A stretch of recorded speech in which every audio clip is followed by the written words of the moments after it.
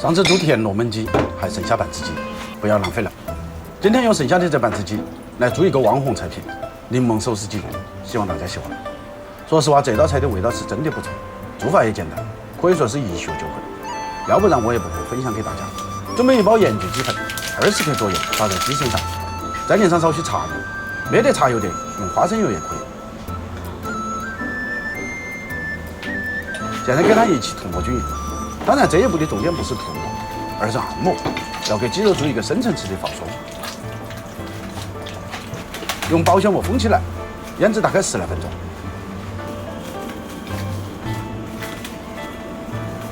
起锅，锅中加10分清水，水尽量多一点。大火烧至沸腾，放上蒸架，把鸡放入锅中，盖上锅，蒸和整40分。现在准备辅料，红小牛腩准备几条，切至长条和不用。想省事的也可以切成小卷条。香菜1小把，切成小段和不用。香葱少许，同样切成小段。做拌菜，几乎都少不了用大蒜，大蒜克服后剁成蒜叶。柠檬是这道菜的灵魂所在，准备新鲜的柠檬1个，用刀切成薄片。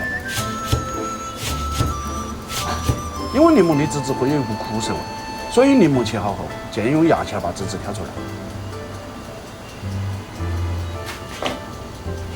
打个基础调料，小碗中放上蒜米、小米辣和大葱、柠檬、2小勺别糖、胡椒面、2勺生抽，一起拌匀后，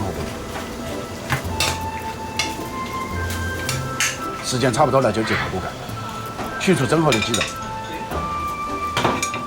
等木汤熟了就动手，把鸡肉撕成大小不等的小块。盘子有点和不开，放个大碗，把鸡肉装入大碗中，将调好的调料倒入碗中，撒上葱段、香菜，再淋上蒸鸡留下的汤汁，一起拌匀就要得了。现在把拌好的鸡装回圆盘中，一道酸香嫩滑的柠檬手撕鸡就做好了。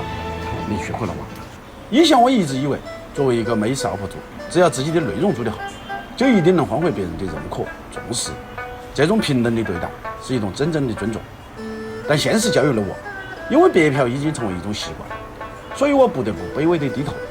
希望不会荒废大家的无私，大家会给我2个铜牌鼓励好吗？哪怕是一个免费的双击。我是厨子。